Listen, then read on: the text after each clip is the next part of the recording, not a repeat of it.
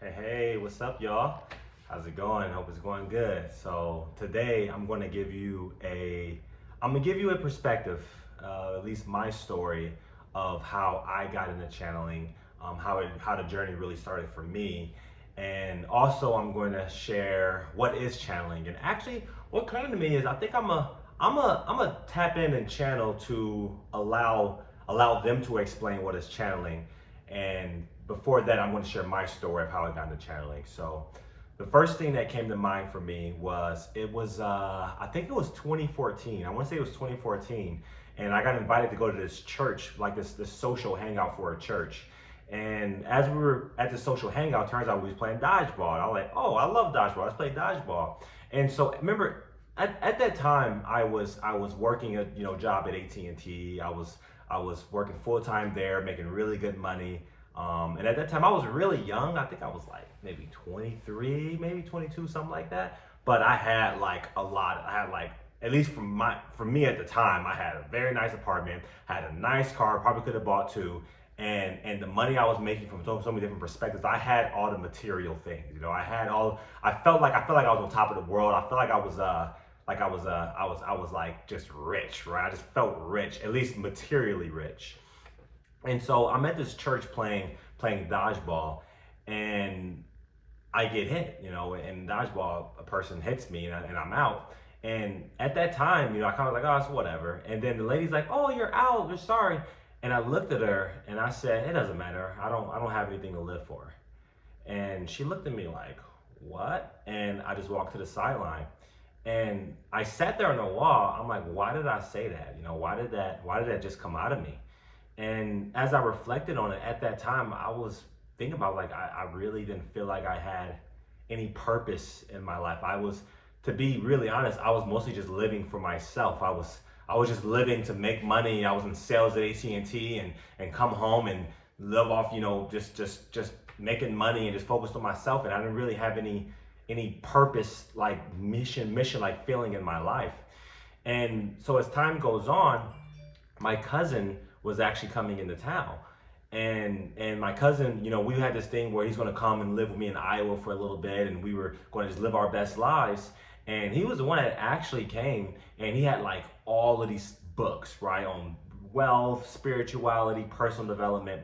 And to be honest, like he was really the one that first was like, hey man, you should check this book out, check this book out. And at the time I was like, I kind of don't care, I don't really care for the whole spiritual stuff. I don't care for the whole, personal development. Honestly, if it ain't about getting rich, I don't want to hear it, right? And he's like, well, there's some books about it that's focused on wealth. And I was like, oh, really? Well, let me start reading that. And as I started reading these books, it started eking more towards like, to get wealthy, you have to be tapped into something bigger than yourself. And then there's an energy. And I started going down those lines, books like Think and Grow Rich, Rich Dad, Poor Dad. And I started to eke on the side of spirituality a little bit. And it was really the book, it was called Conversations with God, the complete Conversations with God, that I read that book. And when I read that book, that's what I noticed. It was a perspective of God that I actually resonated with, like I actually could love. Like I was like, this is the first time in my life where I feel like my heart is actually feeling like a love for God, which I used to always just avoid at all costs because of growing up. My mom was a bit of Jehovah's Witness growing up. There was a season of Jehovah's Witness in my childhood, and then also, there's also Baptist Christian as well. And as a child, it just I would make myself follow those religions, but in my heart of hearts, it just didn't resonate. And I remember I had a Bible study, and every single week, a guy would come over. We had to memorize every single chapter of the Bible in order, learn them, and read every verse. And it got to the point where I was just reading in and out of the Bible. And as a kid, I experienced myself as just doing it just because it's what my parents wanted. It was the leaders wanted it. I wanted to be a good boy, right? But in my heart of hearts, it did not resonate. And so for me to come across that book, Conversation with God, and it actually resonated and it was about God, I was like, wow, this is gonna get pretty exciting. And then I also noticed like this huge fear coming on, just this fear of like, if there's really a God, if there's really something bigger than me, if there's really something out there watching me, then I need to start doing things very differently, right? And I hit a point where I sat in a cornfield in Iowa, and I was just like, okay, God, like whatever this is, whatever you are, if you're real, please, I would love proof. I would love some type of proof that you're real, or give me a sign or something, because I think I'm starting to get curious, but let me know in some incontroversial way that there is a God out there. And I sat there in that cornfield for like 20, 30 minutes after that, saying that, and nothing happened, right? So I'm expecting to see like Mufasa in the sky. I'm expecting to see something elaborate, and nothing like that happened. So I'm like, okay, whatever. And I started walking towards my apartment. And then in that moment, I started walking towards my apartment. I just said out loud to God, I'm like, God, whether you're real or not, I love you regardless. I love you regardless, whether you're real or not. And so as I walked towards my apartment, I said that. And right after that, my uncle messages me from Seattle, Washington. I haven't spoken to him for like 2 years, like in person. I haven't spoken to him for many years. And he's like, son, I need to give you a call real quick. I need to talk to you. Something's on my voice, something's on my spirit. And so I get on a phone call with him, and he's just like, Alan, I'm just feeling called by God to tell you that he loves you and he's glad you're back in his life. And I'm like, what? He's like, the voice of God is telling me this. And when he said that, that was that first little thump, right? And then after that, there was a lot of different synchronicities, coincidences, things like that. And finally, I'm like, okay, God, show me, what am I really here for? Like, okay, like I'm sick. I'm done with the party tricks, the coincidence, the synchronicities. What am I here to do on this planet? Why am I born? Because remember, I'm seeking a purpose in my life. And so that's when I go on Twitter, and I'm like, you know what? I'm learning all this stuff about spirituality and motivation. I'm gonna start just motivating people. And I start posting just motivational stuff. And this lady reaches out to me, and she's like, hey, I would like to meet you in person. I read your tweets all the time. I have an office that's actually in West Des Moines, Iowa, and I'd love to meet you. And so I go and I meet her, and we're sitting down, and I look all around, and it's like campaign flags all over the place, President 2016, all of the stuff. I'm like, what do you do? Who are you? And she was actually one of the lead campaigners for Dr. Ben Carson at the time. And she was like, yeah, that's what I do, and I'd love to introduce you to him. And my first response was, I'm not political at all. Like, I don't do politics. That's just not me. And she's like, yeah, I get that, but it won't be a political meeting. It'll be a spiritual meeting because you're curious about God still, right? I'm like, yeah, I'm curious. She's like, well, I'd like to introduce you to him. And so I go and I meet Dr. Ben Carson, and I asked him, like, hey man, like, is this God stuff real? Is there really something out there? Is there really spirituality? Like, tell me, like, what is this? What is it? And he only said one thing to me. He just looked at me and he said, my son, you found the secret to success. And when he said that, all of my body just rippled of just vibrational resonance. It was almost like my soul cleared out in a way that was like, you found it, like you're on to something, like you're there. And I go home that night and I'm just like, I think I'm onto something. I think there really is more out there. And now this is where it starts to get a little bit crazy. This is where it starts to get a little bit out there. And a couple of days later, I reach out to her to say thank you. And she hits me back and she's like, hey, I just wanted to let you know that we were going to contact you because tonight's the Iowa caucuses and we need a speaker. And I'm like, oh, speaker for what? She's like, we need someone to speak at the Iowa caucuses tonight. And so I'm like, okay, I can do that, sure. So mine was like 3 hours later, okay? So I get there 3 hours later. I had no time to really prep for a speech. I've never spoken publicly before. At the time I was dabbling in it here and there, but like as far as a public speaker amongst the mass, haven't done anything like that. She forgets to tell me that at that talk, there was about 500 to 700 people in the audience. It was a huge audience, a packed house, right? And I'm like, oh, that's nice. And the next thing I know, I noticed the crowd starts to split as one man started walking through. And that one man was my opponent at that talk. And that man was Donald Trump himself.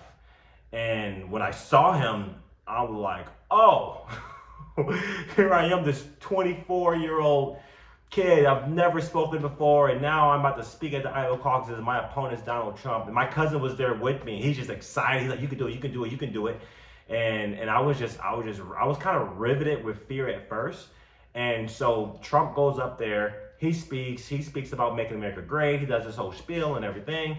And I go up there afterwards, and I noticed the moment it was time for me to go up there, something locked in me, something like jerked me like immediately and locked me in place and said, "Let's go do this." And so I'm walking towards the stage, and the moment I open my mouth, something kind of like takes control, and it feels like love, and it feels like power, and it felt magnificent.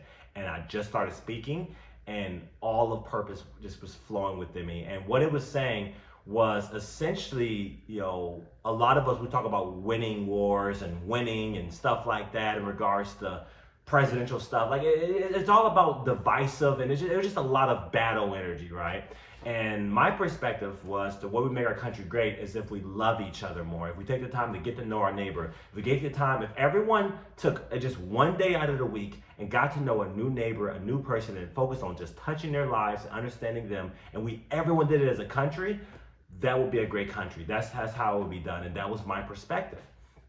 And so after that talk, I felt the most amount of spiritual energy, most amount of power, the most amount of love, the most amount of compassion I've ever felt in my entire life that I can remember. And it was all of God's flowing.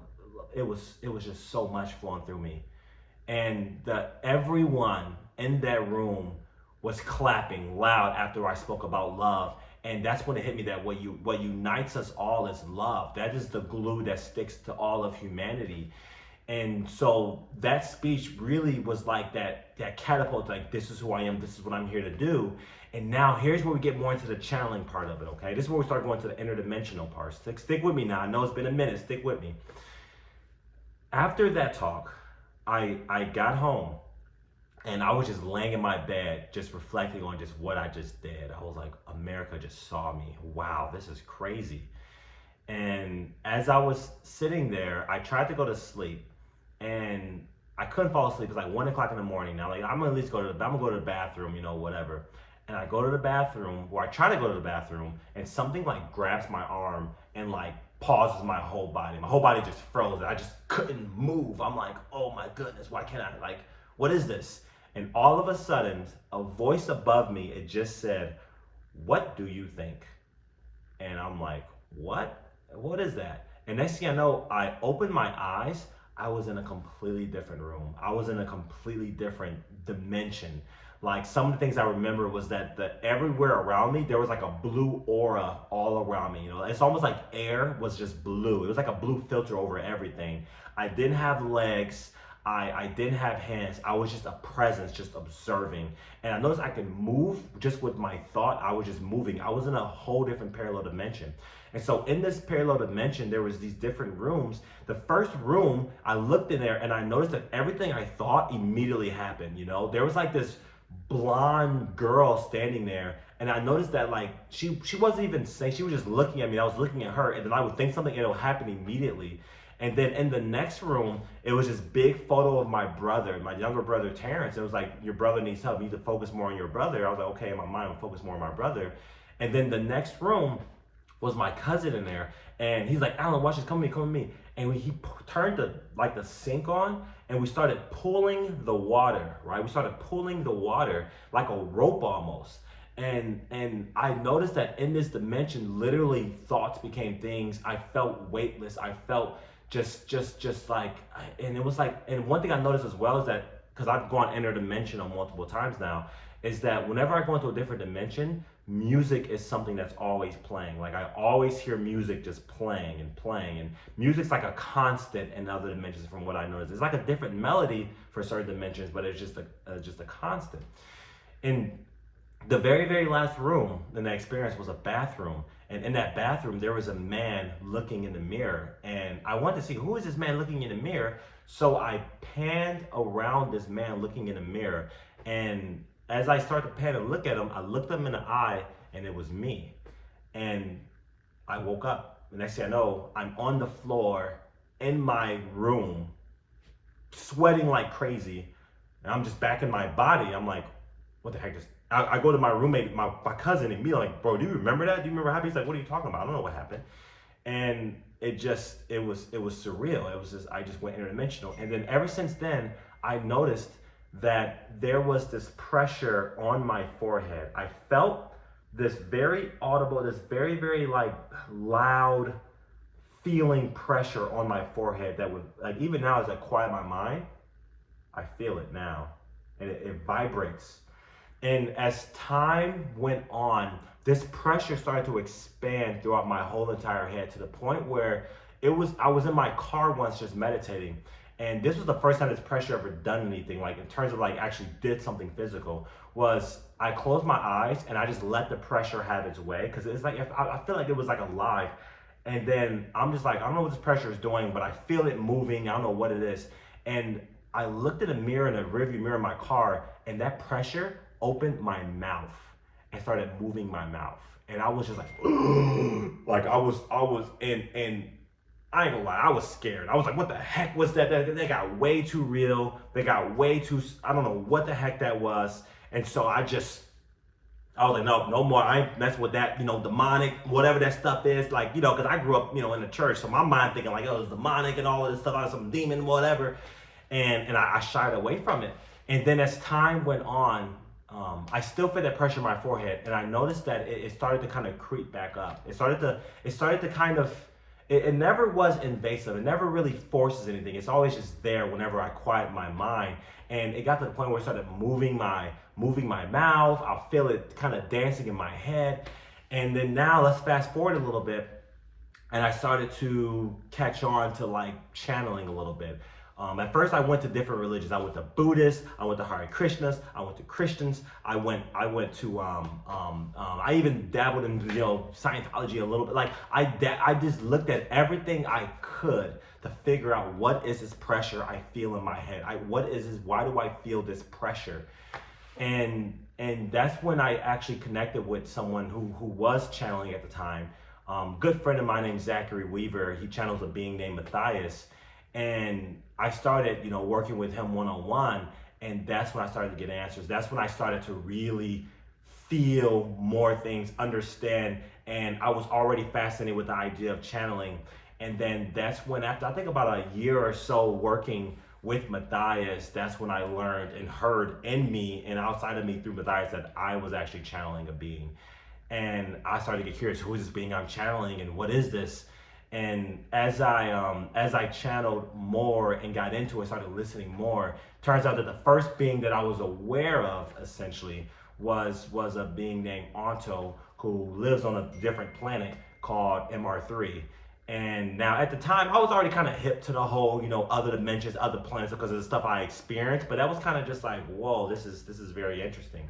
And so as I started dabbling with Onto more, and then I made a post on Facebook. Other people started, talking and connected with Onto, and now I'm closing my eyes. Now that little pressure that was in my head now is to the point where it's speaking through me, with me, and it was very, very surreal. And so as I started channeling more and sitting with it, I started to learn that Onto essentially, is a future incarnation of me, just on a different planet. And so it's interesting how first in the beginning I felt a bit of Onto, and I want to say that the thing that really uncapped my fear and purged me out clear enough to actually start hearing the channeling, started hearing the energy. Let's just call her a friend named Mother Aya in Hawaii. I met a lady named Mother Aya, and I had a weekend dance with Mother Aya, and she really helped me out. And so that was the thing that really uncapped me for Onto and stuff to come through. And so as I started channeling more, I noticed that it started to expand. It was no longer just Onto. Now I was feeling like more of a collective, just other angels and beings. And one of them is a body of community called the Essenes that started to come through. And in particular, there was like the collective of the Essenes, and then in addition to that was one individual member of the Essene community. She told me her name was Artha, and she is actually one of the grandmotherly figures of Jesus Christ, because as some of you may know, that Jesus spent a season of his life with the Essenes in training, and she came through me and she said, yes, I was a grandmotherly figure. He had many grandmotherly roles. I was one of them. Or at least grandmotherly figures in his life, and that time he spent it with Essene. So it was essentially I was getting the same I guess, similar downloads and teachings and wisdoms that Jesus got when he was in his upbringing. And it's funny because when I was sitting in that cornfield in Iowa, I asked God, I was like, God, can I be Christed in his lifetime? Can I really be like Christ? Is that really possible? And the thing that came through to me was, I thought you already were. You already are. He's like, all of you are Christ. All of you are one with Jesus. And actually, that's the intention, of that Last Supper of us drinking his blood. It was the symbolism of that was we all drink as one blood, one being. It was a unity thing. And so all of this happened over these last few years to the point where now it's channeling. Actually, I'm going to get into what channeling is, but that's my story. Okay, that's my story of how I got into channeling. Yeah, so now I'm going to tap in. All right, thanks for sticking with me for this long. It's been like 20 minutes now. Thanks for sticking for this long. I'm going to tap in and actually channel and allow because whenever I channel, it's not always just onto, it's not even always the scenes. Just think of it as all of us is like an orchestra of angels. We all have an orchestra of angels that walk with us as us. And whenever I channel, the most appropriate angel comes through with me. Even sometimes it's me. Sometimes a lot of it is me. The wisdom, a lot of it is me. But then if there's other situations, like different people going through different things, there's other beings that come through to assist. So it's like almost like it's like an angel team that walks with me. And whenever I tap in a channel, the most appropriate angels, or at least most appropriate perspectives, will come through to speak, to assist, and help. And so now I'm going to tap in and channel and allow them to explain what channeling is. So.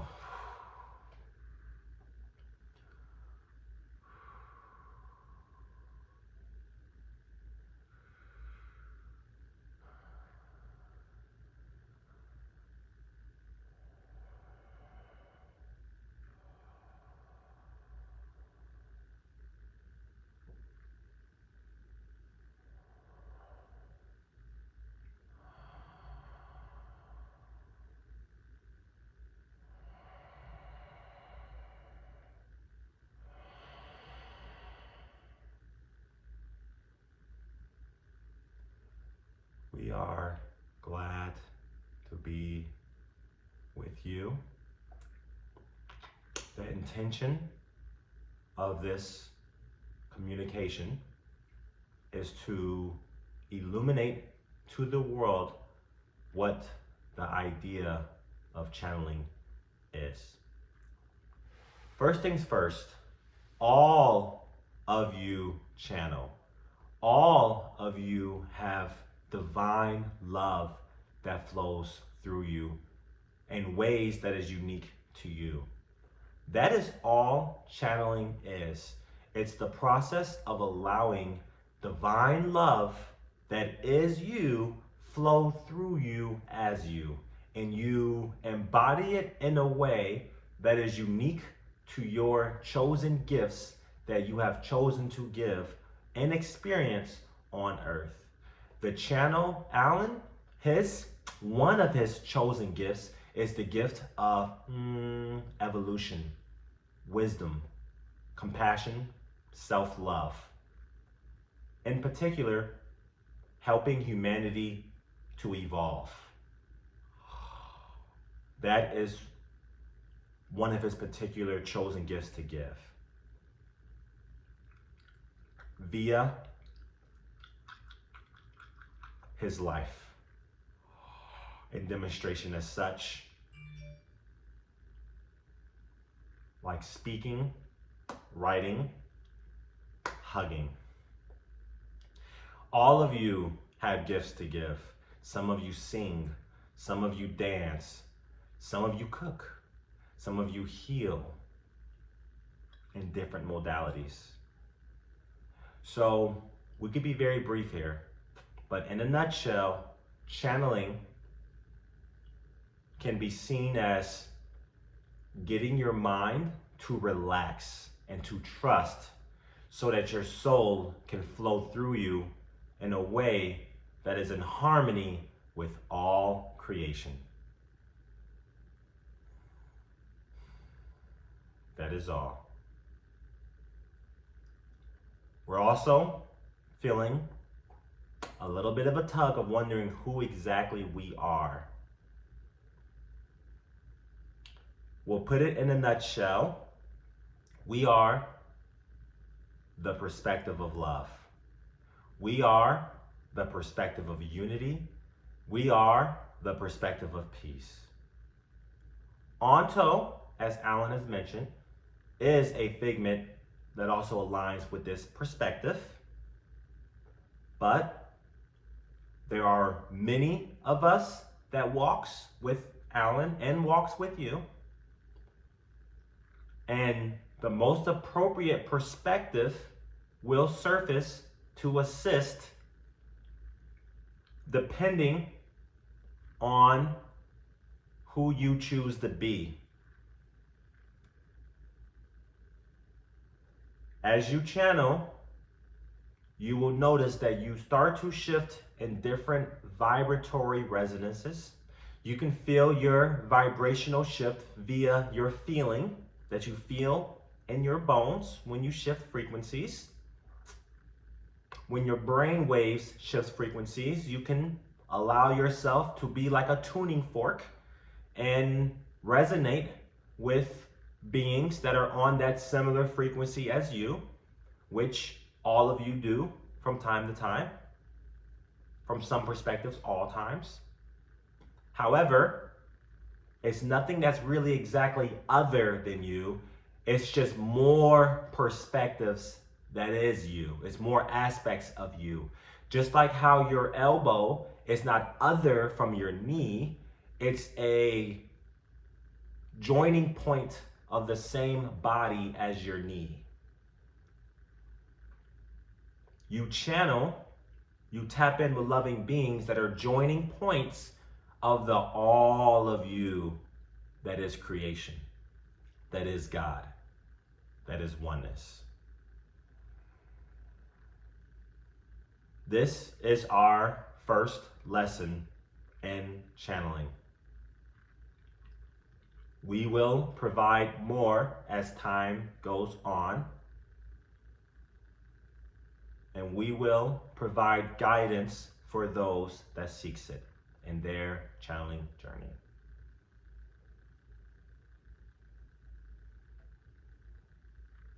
If you would like to connect with us,